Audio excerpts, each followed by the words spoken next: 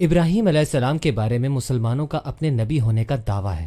یہ میں نے آپ کو پہلے نقطے میں واضح کیا ہے کہ ان کا اسلام سے کیسے اور کیا تعلق بنتا ہے، لیکن صرف ہمارا ہی ان پر دعویٰ نہیں ہے، یہودیوں کا بھی دعویٰ ہے، بلکہ وہ تو اس پر فخر کرتے ہیں کہ وہ ابراہیم کے دین پر ہیں۔ لیکن میں آپ کو ایک بات بتاتا ہوں، یہ ایک بڑا المیہ ہے کہ جب یہودیوں کو مدینے میں قرآن کی دعوت دی گئی تو ان کا جواب نہیں تھا، شکریہ، ہمیں آپ کے قرآن کی ضرورت نہیں، ہمارے لیے ہمارا دین ہی کافی ہے، ہمیں اس نئے انقلاب کے بارے میں سوچنا بھی نہیں ہے، ہمارے پاس ہمارے اپنے انقلاب ہیں۔ جیسے اللہ نے فرمایا، اس دائرے سے باہر جو کچھ آیا ہے اسے ماننے سے وہ انکار کرتے ہیں، وہ ان سب باتوں سے انکار کرتے ہیں جو ہمارے پاس ہیں۔ قرآن تو ایک طرف، وہ تو تورات سے بھی انصاف نہیں کرتے، اور یہی اللہ ان کے بارے میں فرماتا ہے۔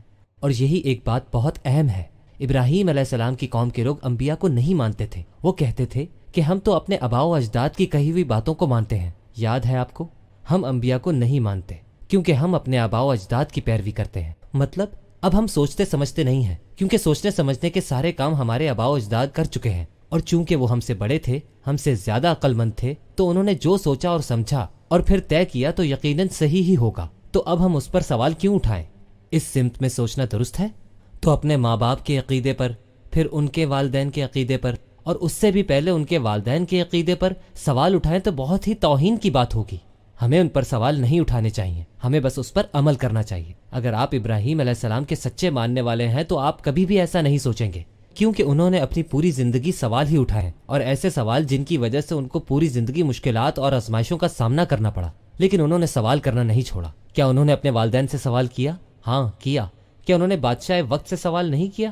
انہوں نے بادشاہ وقت سے سوال کیا، اپنے باپ سے سوال کیا، سب سے سوال کیا، انہوں نے معاشرے سے سوال کیا، اور ایسے ایسے سوال جس سے انہیں مشکلات کا سامنا کرنا پڑا۔ ابراہیم علیہ السلام کبھی بنا ثبوت اور دلیل کے بات کو قبول نہیں کرتے تھے، جب تک آپ کوئی وجہ نہ دیں، جب تک وہ بات عقل میں نہ آئے۔ ابراہیم علیہ السلام خالصتاً ایک سوچ والے انسان تھے، وہ چیزوں کو صرف ان کی ظاہری حیثیت سے قبول نہیں کرتے تھے۔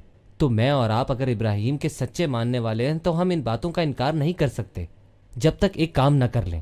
وہ کام کیا ہے؟ سوچنا، سوال کرنا، اور کبھی بھی چیزوں کو ان کی ظاہری حیثیت سے نہ قبول کرنا۔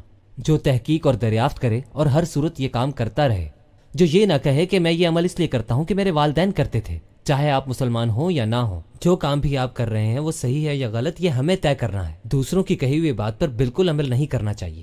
ہمیں کیا قبول ہے اور کیا قبول نہیں ہے میں اللہ کی طرف بلاتا ہوں، میں خود بھی پوری روشنی میں ہوں، اور یہی ابراہیم علیہ السلام پر ایمان لانے کا حق ہے۔ کوئی بھی چیز بند آنکھوں سے قبول نہ کریں۔